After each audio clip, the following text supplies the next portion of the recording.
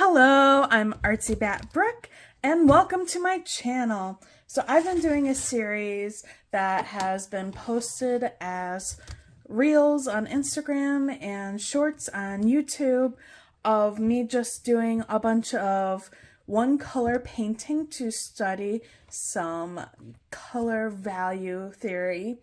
And I wanted to show you what all of the sketches were like because I finally finished it and I'm so excited and I'm so happy to be able to share all of them now.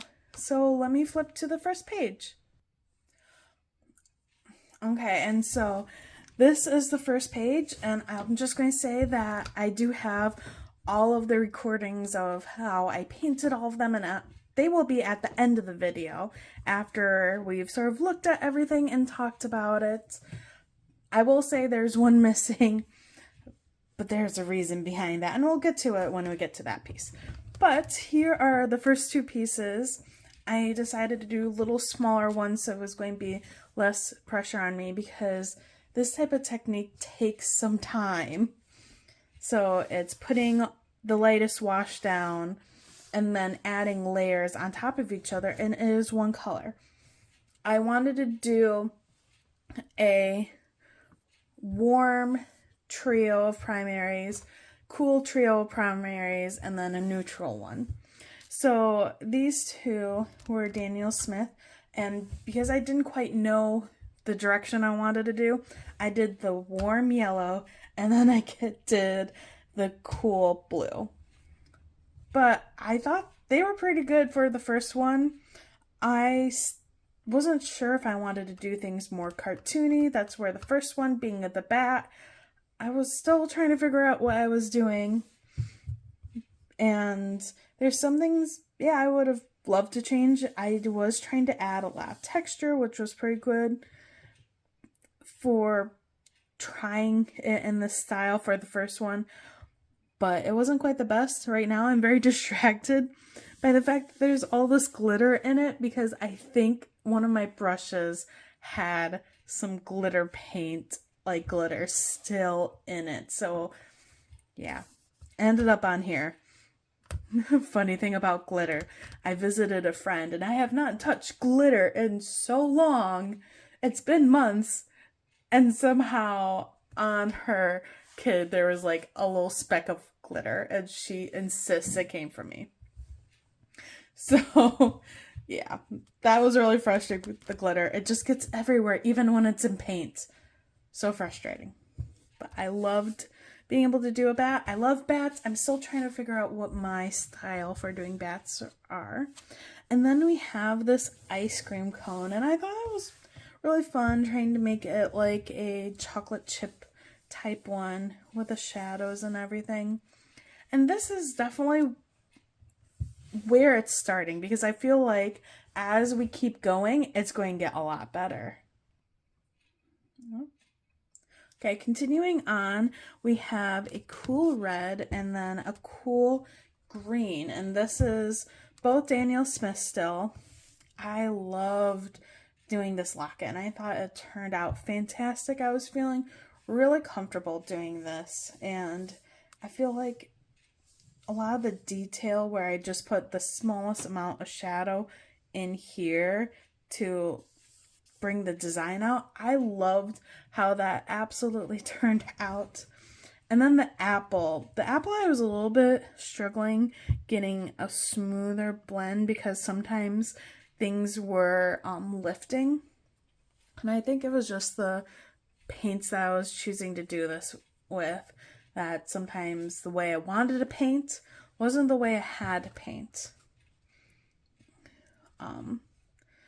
So yeah, that's where we ended up having it not as smooth, and all this red, I accidentally got red paint on my desk, and when I was painting the next page, I ended up transferring. Now, you might not see a lot of people doing this because when they do value studies, a lot of times they will just do a black paint. So now we've gone to our first orange day. Now this is a cool orange as well as a cool purple. And when I say cool versus warm, there's a little bit of color theory going in there, but if you want to know what I'm talking about, look at the Daniel Smith warm, if you want to know a little more info about it, I will happily make a video. Let me know down in the comments and I can explain a little more of the color theory and color mixing. So I wanted to do a red panda. This one definitely turned out better where I focused a lot of the texture. So having a lot of the texture as part of the log the panda was on, I thought worked a lot better than when I was doing the bat, and I really love that. The one thing that was really getting frustrating was just between the two values. I ended up not getting one as dark as I wanted to, and then everything else built up really dark well. So I wish I had a little bit darker in this area. But overall, I was really happy. And then we have this rabbit, and I had done this, and it just is sort of funny because my boyfriend loves rabbits, absolutely is obsessed with them. I surprised him recently to see a bunch of rabbits, so he was really happy with this. I love many different animals, so I don't have a favorite. I have like a top 10 or top 20 depending on my mood, but red panda is definitely in the top 10, maybe top 5. The list changes all the time, but definitely top 10, top 5. So having our favorites on the same page was really fun. And the one thing that was interesting is, for the most part, there wasn't any color separation in any of the other days, but the purple, I'm going to try to get this closer, maybe it will pick up on camera. There is actually some granulation separating between the red and the blue. So that was the first day that happened. It was not the last day that happened, but I was really proud of these two. After tackling the cool colors, we went into the more neutral ones, and there's a little bit of color contamination on this page because after doing the next page, I was having some issues in my studio in which it was so dry that paint was almost instantly drying on the page. So a lot of the later ones, I had to use more water. But since none of the others had anything happened, I didn't even notice this happened until it happened to another page too. So basically, there's a little bit of contamination from the colors on the next page, which is not really fun. But I definitely thought it was interesting to try to take on a more chrome type piece, being the lamp, and I actually really loved doing this one, and I'm so glad that I just checked through and I have a picture before it got contaminated with some green. And I just loved how I was able to make it a little more gradual than on the apple, so that you could see the lightest going out to the darkest, and it's a little bit smoother. Not the smoothest as if I had done everything at once, but definitely a lot smoother, and I do like that. It does sort of have a little bit of a shine here. Now we get to the coffee cups, and I might have tried to take on a little more too difficult of a reference photo, just being a coil pottery coffee cups, but I did enjoy doing this, and I thought it was a lot of fun. And again, these are the neutral. So I said I did some cool, and then these are neutrals, and these are actually handmade watercolors from Mod Fox Watercolors, and it's the Primaries trio. So these are handmade, and you'll see a little bit that they act differently when getting to the mixes than the Daniel Smith did. we have now moved on to the time jump. So as you can see, this was still in January and this was in March. So basically, and this day I had done it. I felt really good, really proud of it. I'm really sad that I didn't have a clear picture because there is some red contamination from the other page, which is very sad, but I can deal with it. So what happened on this day, I had completely gotten it done. I was uploading the video to Instagram, and then my dog got sick, and the phone ended up in the washing machine and broke, and there is a reel. Short. There's a reel on Instagram and a short on YouTube about what happened to my phone, but in short, I had no phone for about 3 weeks after this one. And it was just insane because the phone just ended up freaking out the moment I was trying to upload it, because it seemed like it survived. And then I tried uploading this to Instagram because I finished editing it, and it just went kaput. It was a mess. So I did like how there was a lot of granulation in this blue, and I thought it was really cool. But yeah, that's why there's a gap. There was a 3 weeks, and then even after the 3 weeks, it took some time for me to mentally get back into doing this. So that's when I started with these sneakers. And I thought it was just a really fun getting a start on things again, just to do these sneakers. Again, they have the same granulation as the blue did, and I thought it was really cool. Yes, this one doesn't have as much contamination from the other page as this one, but it was definitely a good start to getting back into this. Again, more color contamination, especially on the orange here, and this is probably one of the ones that was simplest and hardest on the same page. So even though I was having to do lots of layers, looking at how the shine was on different parts of the crayon, this one ended up being really easy, and I loved doing it. I felt really confident. And then we have these buttons, and oh my goodness, they were a struggle, partly because I painted over one of the highlights, and then just the red and the blue. So these are still that neutral set that are the handmade watercolors. The red and the blue that I mixed to make this purple kept separating. So you can definitely see a lot more obviously than with that rabbit. Even though they're two different sets of paints, I still had the same problem, and oh my goodness, I just kept on having it. I was trying to do shadows, trying to make it look nice. For some reason, anytime I'm taking a picture of it or I look at a picture, it looks better than what it looks like in person. That rarely happens. But yeah, this is a point in which it went from things not drying instantly to the next one. That's when we're going to have a little more issue. I know the other ones, like to get these, I did have to wet more. That's why there was some bleed over colors on the other pages.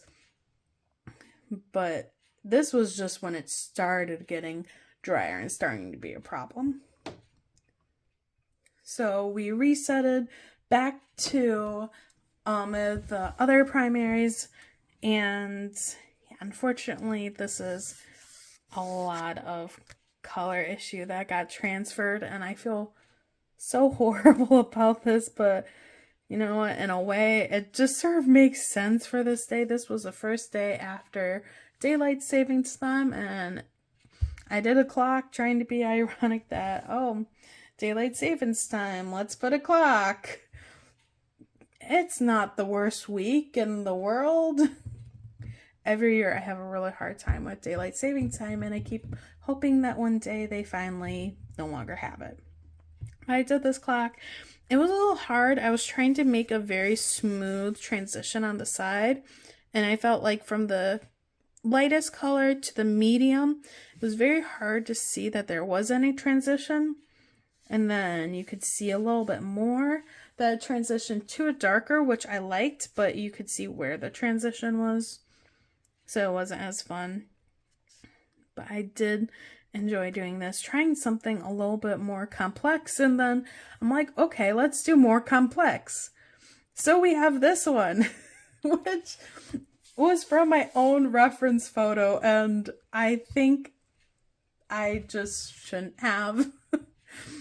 I cannot play this instrument, but I own one. I had a very difficult time getting the omniture better, and I really loved doing all the detail, getting the shine.